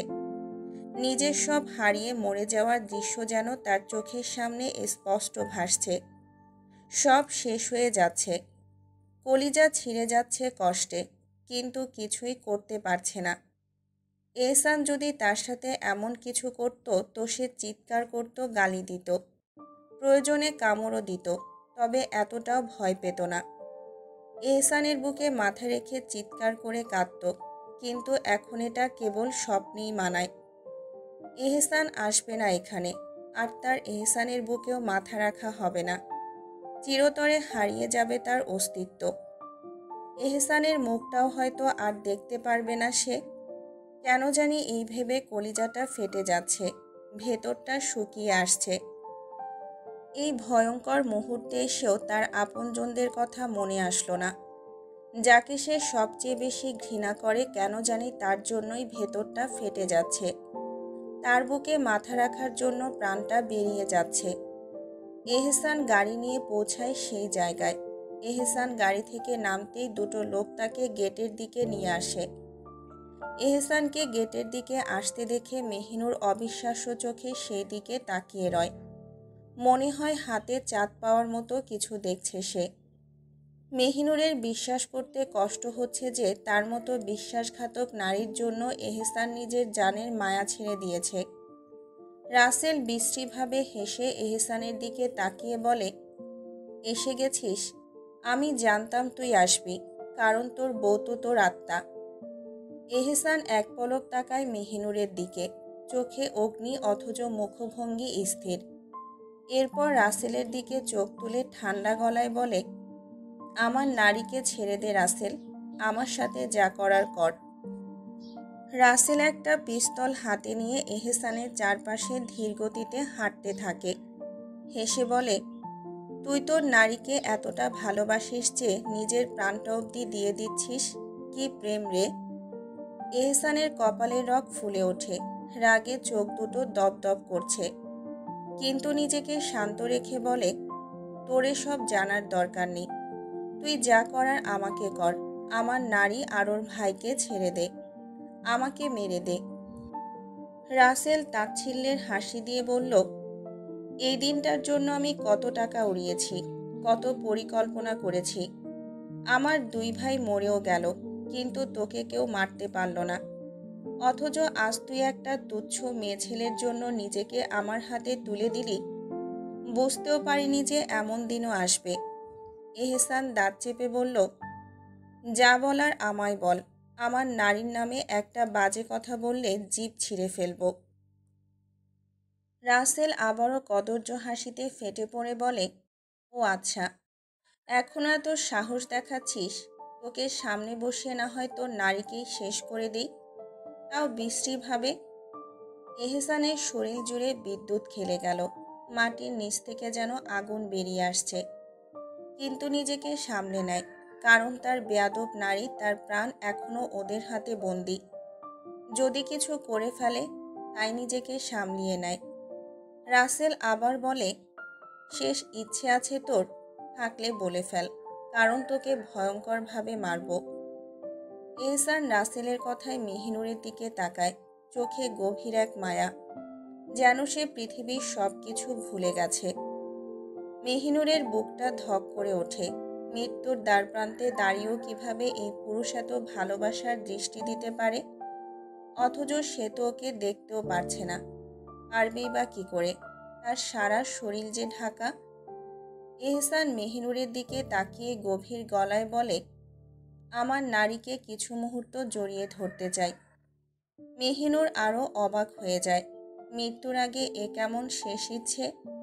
তার মনে হচ্ছে যদি সত্যি আজ এহসান মারা যায়, তবে কি আর কখনো সেই পাপিষ্ঠ বুকের উপর মাথা রাখা হবে না? আর কেউ কি কোনোদিন তাকে বেগম ভালোবাসি তোমায় বলবে না? আর কেউ কি জোর করে জড়িয়ে ধরবে না? সে কি সত্যি এহসানকে হারিয়ে ফেলবে? সত্যি কি? না না, আল্লাহ তো আছেন। রাসেল এবার হাসতে হাসতে বলে, সত্যি, তোর মতো সিংহ ভেজা বেড়াল হয়ে গেছে। গুদামের ভেতরে থমথমে নীরবতা, বাতাসে ভেসে আসছে পোড়া বারুদের গন্ধ।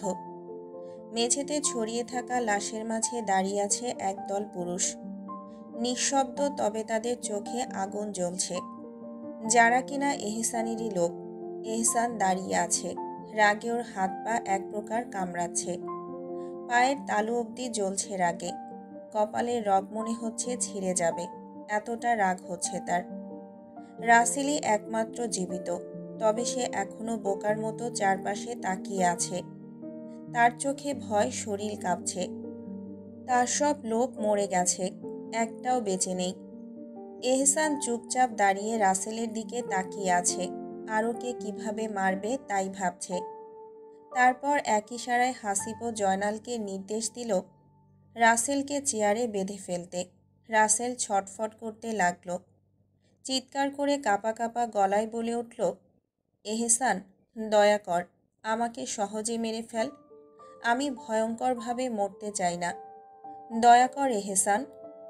মেহিনুর এতক্ষণ ধরে চুপচাপ ছিল, সে বুঝতে পেরেছে কি হচ্ছে, তবুও নিজের অস্তিত্বকে এহসানের বুকে লুকিয়ে রেখেছে, যেন এই ভয়ঙ্কর বাস্তবতার মুখোমুখি হতে চায় না সে। এহসান এবার ধীরে ধীরে মেহিনুরকে নিজের থেকে সরিয়ে নেয়, দুই হাত তুলে আপন নারীর কাঁধে রাখে এবং চোখে আশ্বাসের ঝিলিক এনে বলে, চিন্তা করিস না, হায়াত আছে বলেই বেঁচে গেছি, আর যতদিন বেঁচে থাকবো ততদিন তোকে নিয়েই থাকবো। তারপর এক পলক মেহিনুরের চোখে তাকিয়ে নিয়ে সামনে ইশারা করলো জয়নালকে। জয়নাল কিছু একটা বুঝে গাড়ির দিকে গেল। মেহিনুর জানে এখন কি হবে, হয়তো ভয়ঙ্করভাবে রাসেলকে মারবে। মেহিনুর এহসানের বাহুতে কাঁপা কাঁপা হাতে হাত রাখে আর ফিসফিসিয়ে বলে, মারবেন না আর কাউকে, বাড়িতে চলুন। এহসান মৃদু হেসে মেহিনুরের মাথায় হাত রেখে বলে, মারব না, শুধুর প্রাপ্য শাস্তিটা দেব। জয়নাল গাড়ির ভেতর থেকে একখানা তীক্ষ্ণ ছুরি নিয়ে আসে এবং তা এহসানের দিকে এগিয়ে দেয়। এহসান ছুরিটা হাতে নিল। তার ঠোঁটের কোণে উদাস হাসি, চোখে তাচ্ছিল্য। একবার ছুরির দিকে তাকালো তো একবার রাসেলের দিকে। অতঃপর মেহিনুরের কপালে গভীরভাবে কয়েকবার নিজের ঠোঁট ছুঁয়ে নেয়। এই সময় সবাই চোখ নিচু করে ফেলে। এহসান নিজের নারীকে আরও একবার জাপটে জড়িয়ে ধরে নিজের বুকের সাথে। কিছু মুহূর্ত পর এহসান মেহিনুরকে ছেড়ে দেয়, এগিয়ে যায় রাসেলের দিকে। রাসেল এবার কুঁকড়ে ওঠে, কারণ সে জানে তার মৃত্যু আসন্ন। এহসান সামনের দিকে এগিয়ে গিয়ে রাসেলের কাঁধে হাত রেখে ঝুঁকে ফিসফিস করে বলল, আমার নারীকে একজন হারাম পুরুষ ইচ্ছে করে দেখেছিল বলে আমি এহসান তার চোখ কলিজা ছিঁড়ে নিয়েছি। আর তোকে কিভাবে সহজ মৃত্যু দেই, যেখানে তুই আমার প্রাণ, আমার আত্মা, আমার দুনিয়াকে কলঙ্কিত করতে চেয়েছিস। তোকে সহজে মেরে ফেললে বেচারা ওই হারাম পুরুষটার সাথে অবিচার হবে না? এই বলেই হাসিবকে ইশারা করতে হাসিব রাসেলের চুল মুঠো করে ধরে টান দিল, যাতে তার গলা উন্মুক্ত হয় এহসানের সামনে। রাসেল চিৎকার করে ওঠে। এহসান ছুরিটা ভালো করে একবার দেখে নেয় এপাশ ওপাশ।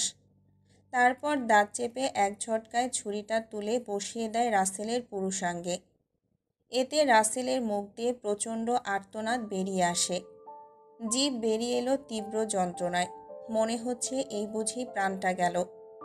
রাসেলের জিভ বেরিয়ে আসতে দেখে এহসান এবার নিজের বাঁ হাত দিয়ে সেই জিভ চেপে ধরল। তারপর দাঁত চেপে নিজের শরীরে যত শক্তি আছে তা দিয়ে টেনে ছিঁড়ে আনলো সেই জিভখানা, যে জিভ দিয়ে তার নারীকে কলঙ্কিত করার কথা উচ্চারণ করা হয়েছিল।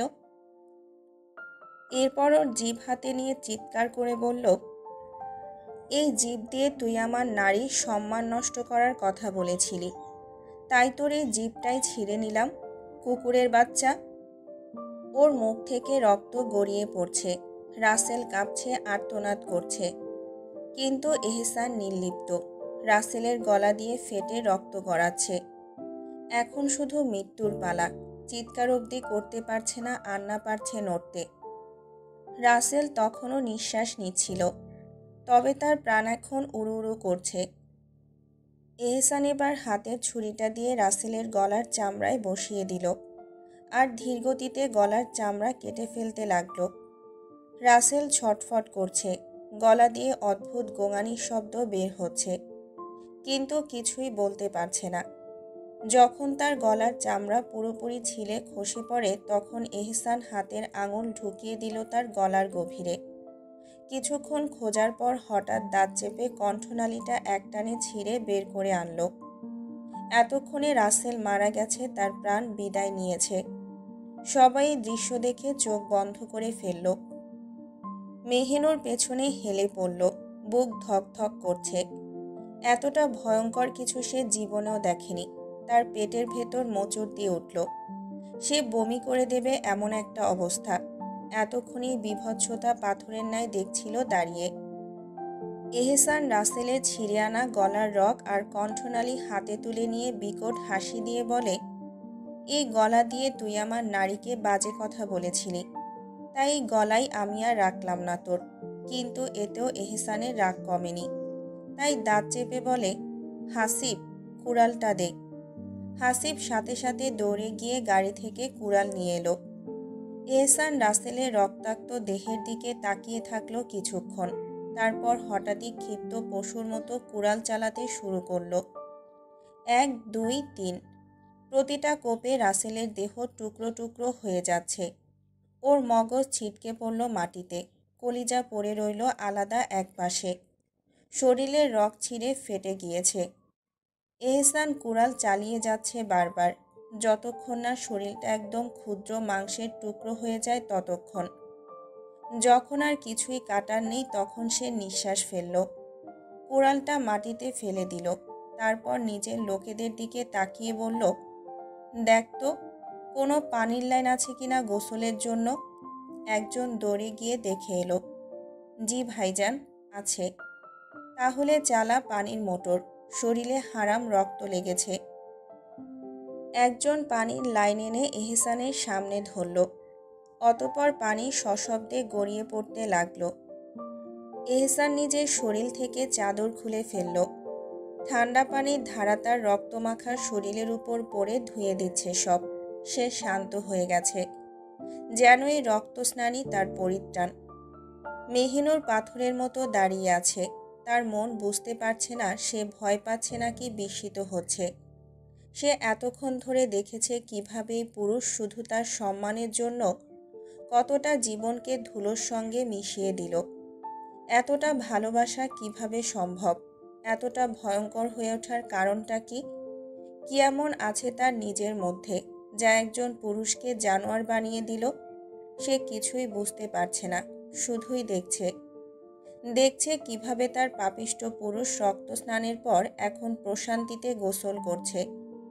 মেহিনুর শুধু দেখছে, শুধু মন ভরে দেখছে এহসান কিভাবে শান্তির সহিত গোসল দিচ্ছে। চারপাশে যেন নরকের বিভীষিকা, রক্তের গন্ধ বাতাসকে ভারী করে তুলেছে। জমিন জুড়ে ছড়িয়ে ছিটিয়ে থাকা নিথর দেহগুলো প্রমাণ দিচ্ছে যে এখানে কিছুক্ষণ আগেও এক ভয়ঙ্কর হত্যাযজ্ঞ চলেছে। মেহেরাজের জ্ঞান ফিরতে সে গোঙানি দিয়ে চোখ খুলল। কিছুক্ষণ অবাক দৃষ্টিতে চারপাশ দেখল, যেন বুঝতে পারছে না সে কোথায়। ধীরে ধীরে তার স্মৃতিতে ফিরে এলো সবকিছু, কি ঘটেছে, কেন ঘটেছে। ঠিক তখনই মেহেরাজের গলার আওয়াজ শুনে মেহিনুরের ধ্যান ভাঙল। এক পলক সে তাকালো নিজের ভাইয়ের দিকে, তারপর চোখ গেল এহসানের দিকে। এহসান ধীরে ধীরে এগিয়ে আসছে, তার দৃষ্টিতে অগ্নি স্ফুলিঙ্গ ছড়াচ্ছে। মেহিনুর শিউরে ওঠে। মুহূর্তের মধ্যে এক দৌড় দিয়ে এহসানের সামনে দাঁড়িয়ে মেহেরাজকে আড়াল করে বলে, দয়া করুন, দয়া করে আমার ভাইকে কিছু করবেন না। আমার দোষ, আমি চলে যেতে চেয়েছি, আমি সব করেছি। মেহেরাজ চারদিকে তাকিয়ে মুহূর্তেই সব বুঝে গেল এহসান কি ভয়ঙ্কর কাণ্ড ঘটিয়েছে। চারপাশে ছড়িয়ে থাকা তরতাজা যুবকদের লাশ, রক্তাক্ত জমিন আর রাসেলের শরীরে যা অবশিষ্ট আছে, এসব কিছু দেখে তার গা শিউরে উঠল। রাসেলের শরীরকে লাশ বললেও ভুল হবে, কারণ সেটাকে যেন দক্ষ রাঁধুনির মতো টুকরো টুকরো করে ফেলা হয়েছে। কলিজা, ফুসফুস, জিহ্বা সবকিছুই ছড়িয়ে ছিটিয়ে আছে রক্তমাখা মাটিতে। মেহেরাজ চোখ বন্ধ করে নিল, ভেতরটা মোচড় দিয়ে উঠছে। সে জানে এহসান এক ভয়ঙ্কর নরখাদক, কিন্তু এতটা নিষ্ঠুর এটা তার কল্পনারও বাহিরে ছিল। মেহিনুরকে ভাইয়ের হয়ে অনুনয় করতে দেখে এহসানের কপালের রগ ফুলে ওঠে। এমনিতেও কি ঘটিয়েছে এর মধ্যে এমন করছে এই নারী? শুধু কি নিজেরটাই বোঝে? দাঁত চেপে বলল, মির্জাফুরি করেছিস, আবার সেটা স্বীকারও করছিস। এহসান আর কিছু বলতে যাবে, কিন্তু নিজেকে সামলে নিল। এতগুলো মানুষের সামনে মেহিনুরের উপর রাগ প্রকাশ করা মানে তার নারীকে অপমান করা, আর সে মরে গেলেও তার নারীর অপমান সহ্য করবে না। চোখ বন্ধ করে নিজেকে সামলে নেয় এহসান। তারপর হাত বাড়িয়ে এক ঝটকায় মেহিনুরের বাহু ধরে নিজের বুকের সঙ্গে চেপে ধরে। মেহিনুর কেঁপে ওঠে, কিন্তু কিছুই বলে না। ভয়ে এক হাতে এহসানের বুকের, অন্য হাতে পিঠের ভেজা পাঞ্জাবি আঁকড়ে ধরে, যেন এটাই তার বাঁচার একমাত্র অবলম্বন। এহসান মেহেরাজের দিকে তীক্ষ্ণ দৃষ্টিতে তাকিয়ে গর্জে উঠে বলে, আজ তুই বেঁচে গেলি, কারণ তুই আমার নারীর আপনজন, নইলে তোর কলিজাও আমি হাতিয়ে নিতাম। তারপর মেহিনুরকে আরও শক্ত করে বুকের সাথে চেপে ধরে মেহেরাজকে বলে, মনে রাখিস, এই নারী শুধুই আমার, মৃত্যুর আগ পর্যন্ত সে আমারই থাকবে। এই নারী শুধু আমার, একান্তই আমার। একটু থেমে আবার বলল, আর আল্লাহ ছাড়া যে তাকে আমার কাছ থেকে ছিনিয়ে নিতে আসবে তার কলিজাও আমি ছিনিয়ে নেব ইনশাআল্লাহ। তারপর হাসিবের দিকে তাকিয়ে বলল, এই কাপুরুষটাকে নিরাপদে ওর বাড়িতে পৌঁছে দিস। আর জয়নালের দিকে ফিরে বলল, ভাই জয়নাল, এখানে যা যা হয়েছে সব পরিষ্কার করে ফেল। দুজনেই সম্মতি জানালো, আচ্ছা ভাইজান। এহসান তৃপ্ত দৃষ্টিতে তাদের দিকে তাকিয়ে একবার মাথা ঝাঁকায়, তারপর মেহিনুরের দিকে ফিরে তাকালো। কোনো কথা না বলে ওর কোমর আঁকড়ে ধরে ওকে কোলে তুলে নিল। মেহিনুর আতঙ্কে ফিসফিস করে বলল, কি করবেন? কিন্তু এহসান কোনো উত্তর দিল না, চুপচাপ ওকে নিয়ে হাঁটতে লাগলো। মেহিনুর এহসানের বুকে থেকেও বারবারই তার ভাইজানের পানে তাকাচ্ছে। খুব ইচ্ছে হচ্ছে ভাইজানকে একটাবার দেখার, কিন্তু আফসোস এহসান সেই সুযোগটা তাকে দেবেই না।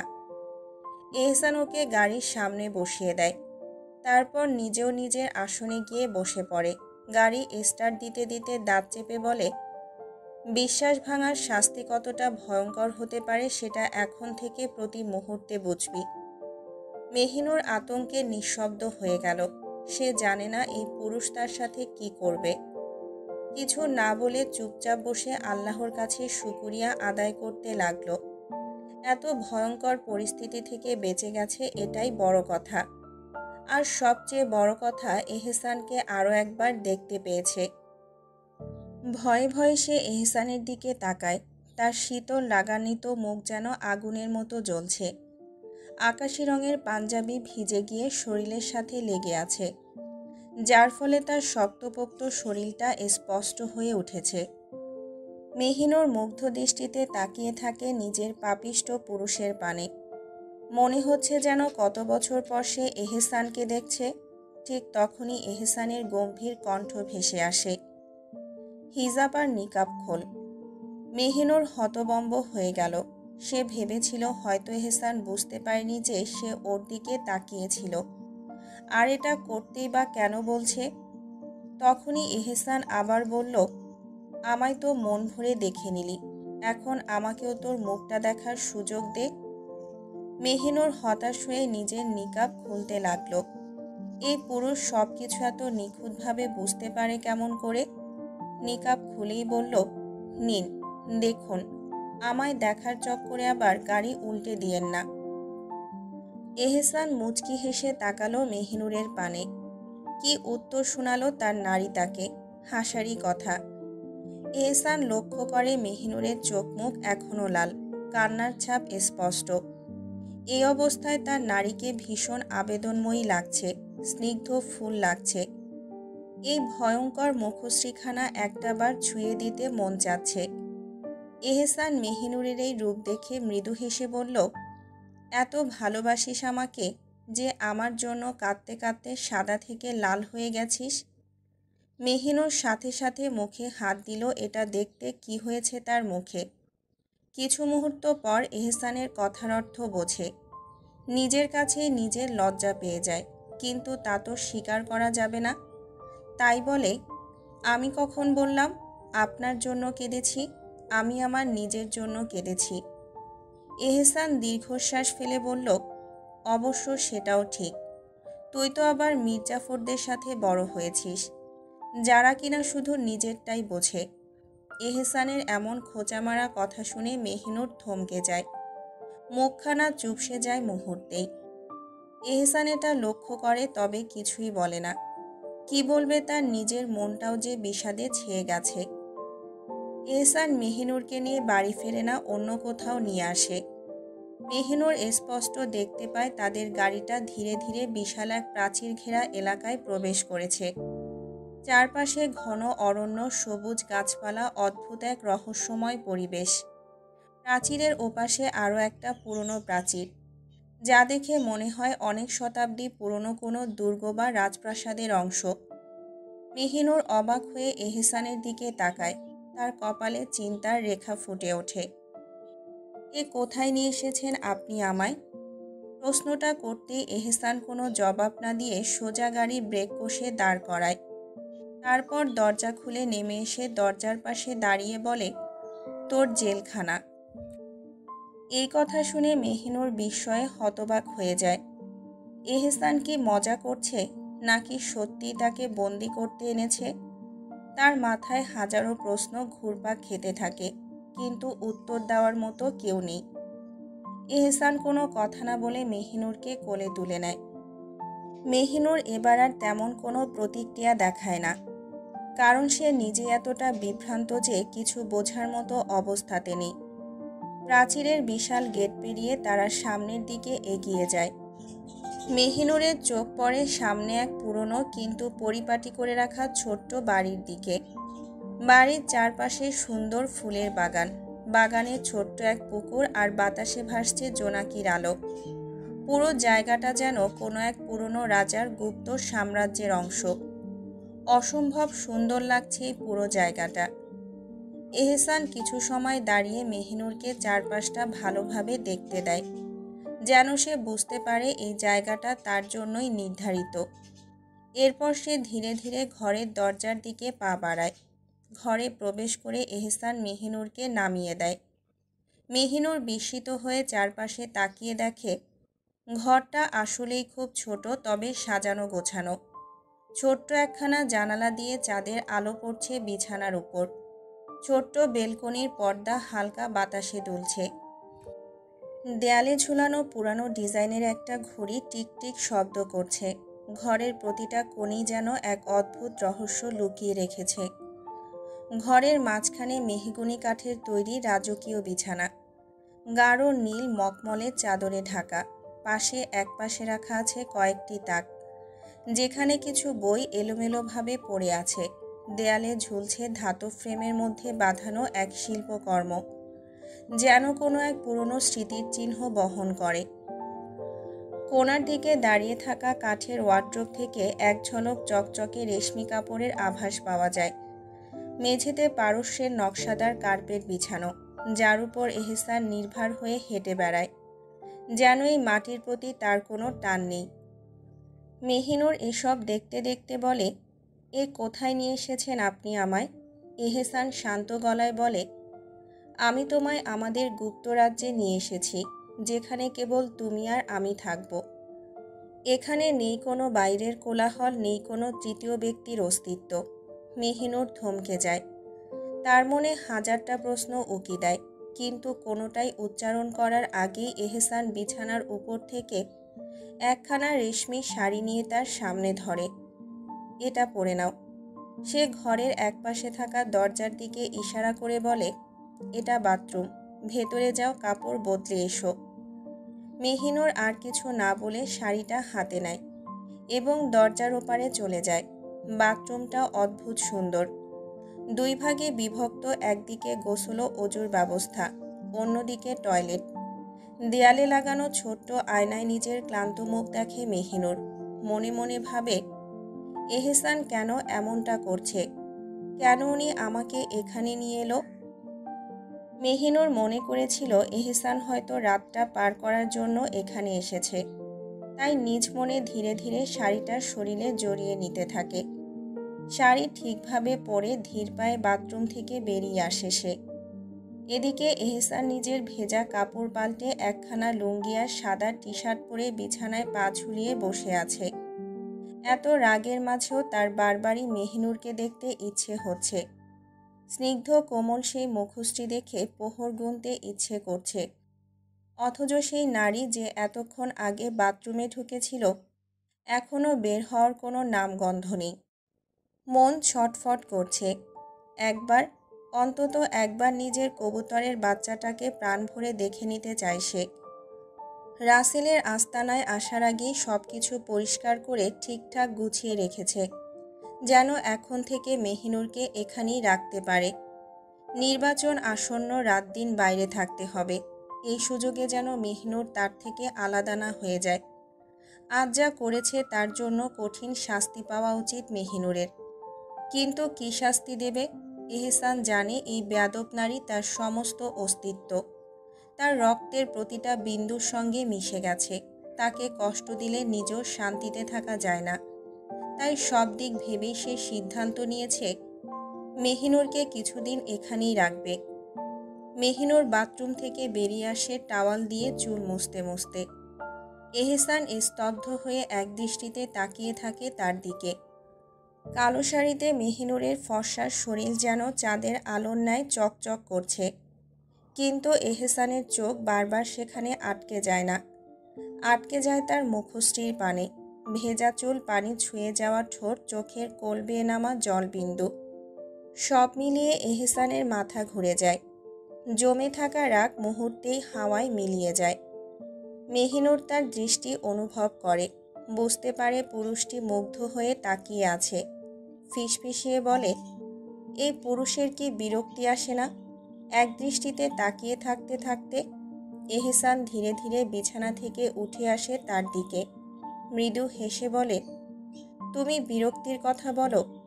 তোমার দিকে তাকিয়ে যদি গোটা জীবন পার করে দিতাম, তবুও হয়তো আমি এহসান তোমায় মন ভরে দেখার তৃষ্ণা মেটাতে পারতাম না।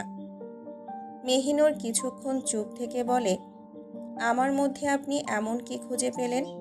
এহসান আরও এক কদম এগিয়ে এসে মেহিনুরের দিকে ঝুঁকে পড়ে, গম্ভীর কণ্ঠে ফিসফিসিয়ে বলে, তোর মধ্যে আমি আমার অস্তিত্বের খোঁজ পেয়েছি, তাই তো তোকে নিজের অজান্তেই আপন আত্মার আগলে জড়িয়ে নিয়েছি। মেহিনুর স্তব্ধ হয়ে যায়। কিছু একটা বলবে বলে মুখ খুলতেই এহসান এক ঝটকায় তাকে নিজের বুকের সাথে চেপে ধরে। তারপর কোনো অনুমতি ছাড়াই গভীরভাবে ডুবিয়ে দেয় তার ঠোঁট মেহিনুরের নরম ঠোঁটে। মেহিনুর এত কিছুর মধ্যে নিজের পাপিষ্ঠ পুরুষের শরীরের ঘ্রাণ ঠিকই নিচ্ছে মন ভরে। মেহিনুর হতবম্ব, কিছুই বলতে পারছে না। এহসান পাগলের মতো আঁকড়ে ধরে আছে তাকে। দাড়ির খসখসে স্পর্শ তার নরম ত্বকে সূচের মতো বিচ্ছে। মেহিনুর এহসানের বুক আর কাঁধে ধাক্কা দেয়, নিজেকে ছাড়িয়ে নিতে চায়, কিন্তু এহসান আরও শক্ত করে জড়িয়ে ধরে, আরও গভীর করে ডুবিয়ে দেয় নিজের ঠোঁট নিজের আপন নারীর ঠোঁটে। ধীরে ধীরে মেহিনুর বুঝে যায় এহসান তাকে ছাড়বে না, তাই চুপচাপ দাঁড়িয়ে থাকে।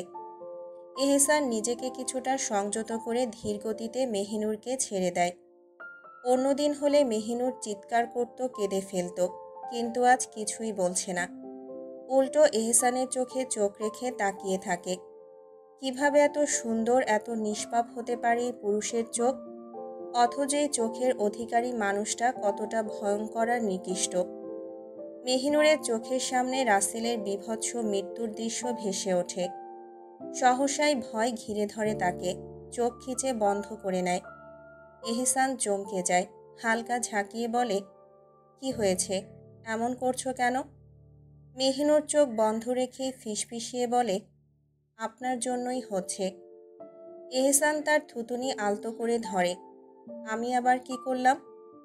মেহিনুর চোখ খুলে ফিসফিসিয়ে বলে, এই যে ভয়ঙ্করভাবে খুন করলেন, এখন সেটা আমার চোখের সামনে ভাসছে, ভয় করছে, ভীষণ ভয়।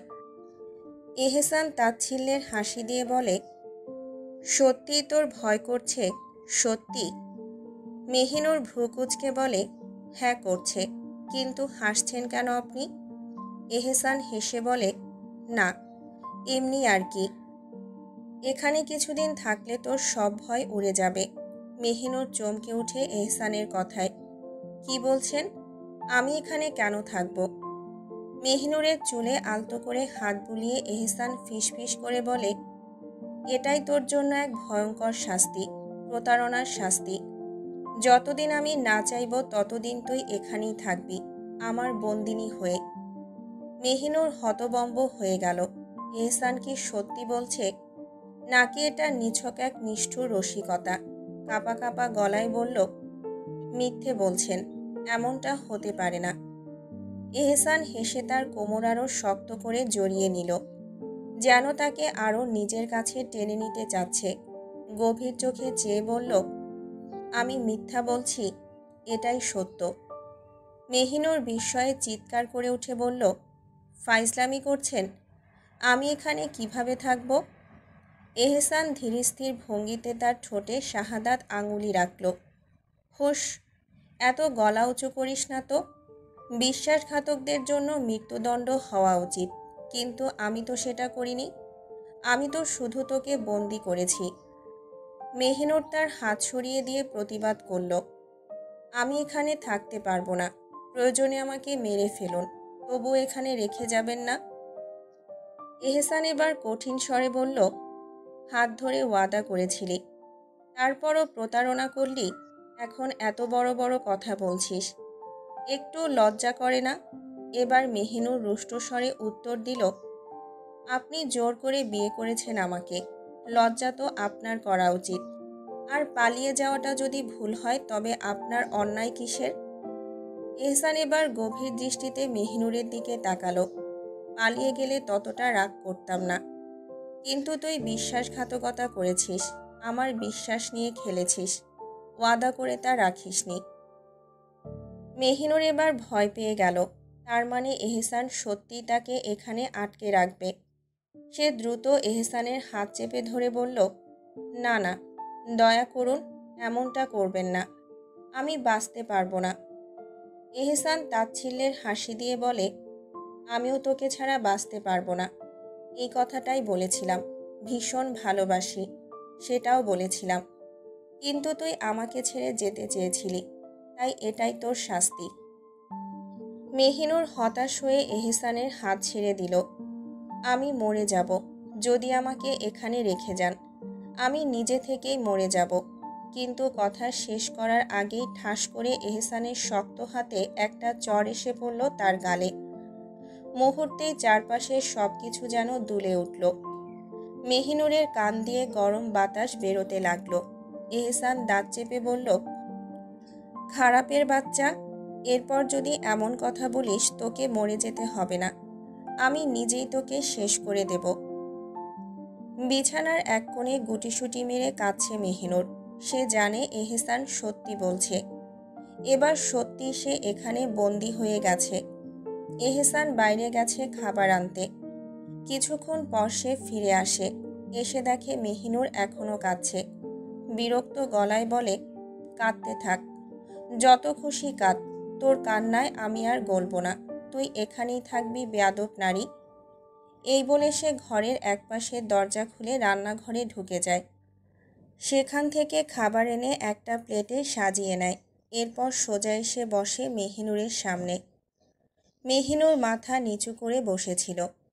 এহসানের শরীরের চিরচেনা সুগন্ধ তার নাকে এলো। সে ধীরে ধীরে মুখ তুলে তাকালো। এহসান গভীর দৃষ্টিতে তাকিয়ে দীর্ঘশ্বাস ফেলল। কি করবে? এই কিছুক্ষণের মধ্যেই মেহিনুর কেঁদে নিজের চেহারার কি হাল করেছে। চোখ লাল, নাক ফুলে গেছে, মনে হচ্ছে গালে একটু স্পর্শ করলেই রক্ত ঝরবে। এহসান ধমকে সুরে বলল, আর কাঁদলে একদম মেরে ফেলবো। কি হাল করেছিস নিজের, পাগলামি করছিস, কান্না বন্ধ কর। মেহিনুর দাঁত চেপে বলল, আমার ইচ্ছে আমি কাঁদব, আপনি কে এত কথা বলার? এহসান খাবার হাতে নিতে নিতে শান্তভাবে বলল, আমি তোর বাচ্চার বাপ, তাই এত কথা বলছি। মেহিনুর এহসানের এমন কথায় কিছুই বলে না। এই বাচ্চার মা আর বাপের কথা শুনতে শুনতে সে হাঁপিয়ে গেছে। তাই বিস্ময়ে চোখ বড় করে বলল, আমি পালিয়ে যাব, এখান থেকে পালিয়ে যাব।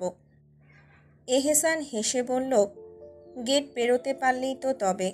মেহিনুর অবাক হয়ে তাকিয়ে থাকে। কেন পারবো না? এহসান মৃদু হেসে বলে, কারণ চারদিকে কাঁটাতার দিয়ে ঘেরা, একবার পালাতে গেলেই শেষ। মেহিনুর ধাক্কা খায়। সত্যি কি ওর কোনো উপায় নেই? এহসান তখন থেকে কথায় কথায় ভুলিয়ে খাবার মুখে তুলে দিচ্ছিল। কখন যে খাওয়া শেষ হলো মেহিনুর বুঝতেই পারেনি। এরপর নিজেও খেয়ে নিয়ে প্লেটগুলো গুছিয়ে রান্নাঘরে রেখে এলো। কিন্তু ফিরে এসে দেখে মেহিনুর আগের মতোই বসে আছে, ফুপিয়ে ফুপিয়ে কাঁদছে। এহসান দীর্ঘশ্বাস ফেলে। অন্য কারো বেলায় হলে সে বিরক্ত হতো, রাগও হতো হয়তো, কিন্তু নিজের নারীর উপর কিসের রাগ, কিসের বিরক্তি? যে নারী তার বেঁচে থাকার কারণ, তার উপর কি রাগ করা যায়? আলমারি খুলে একটা চিরুনি বের করে সে মেহিনুরের দিকে এগিয়ে যায়। বিছানায় উঠে একদম কাছে বসে পড়ে। মেহিনুর সে আগের মতোই বসে আছে, শূন্য দৃষ্টিতে তাকিয়ে। এহসান ওর চুল হাতে নিয়ে দেখে কেমন যেন এলোমেলো হয়ে আছে। ভেজা চুলের ভেতর গিঁট পড়ে আছে। পাগলির মতো চুলগুলো এমনভাবে ছড়িয়ে রাখিস কেন? সব ঝরে যাবে অকালে। বুড়ি হয়ে যাবি আমার বাচ্চার মা হওয়ার আগেই। মেহিনুর তেতে ওঠে। আপনি হাত দেবেন না আমার চুলে, নয়তো। এহসান মৃদু হেসে ওর গাল থেকে আলতো করে চুল সরিয়ে নিজের থুতুনি রেখে দেয় ওর কাঁধে। নয়তো কি? মেহিনুর শিহরিত হয়ে ওঠে। এহসানের খসখসে দাড়ির স্পর্শে মনে হয় ওর গাল ক্ষতবিক্ষত হয়ে যাচ্ছে। ও হাত দিয়ে এহসানের মুখ সরানোর চেষ্টা করে। নয়তো মেরে ফেলবো, সরুন। আমাকে এখানে রেখে যাবেন তো কাছে এসেছেন কেন? সরুন বলছি। এহসান কোনো উত্তর দেয় না, শুধু মুখ ডুবিয়ে দেয় ওর কাঁধে। মেহিনুর হতবম্ব হয়ে যায়, নিজের হাত দিয়ে নিজের চামড়ায় নখ বসিয়ে দেয়, যাতে হিতাহিত জ্ঞান হারিয়ে কিছু বলে না ফেলে। যদি গালিও দিয়ে ফেলে তাহলে হয়তো। এহসান মুখ তুলে নেয় ওর কাঁধ থেকে, চিরুনি পাশে রেখে শটান হয়ে শুয়ে পড়ে। কয়েক মুহূর্ত কেটে যায়, তারপর হঠাৎই একটানে মেহিনুরকে নিজের বুকের বাঁ পাশে টেনে নেয়। মেহিনুর ধরা পড়ে যাওয়া পাখির মতো চুপ হয়ে থাকে। এহসানের বুকে মুখ গুজে দেয়, একটা ক্ষুদ্র কবুতরের বাচ্চার মতো।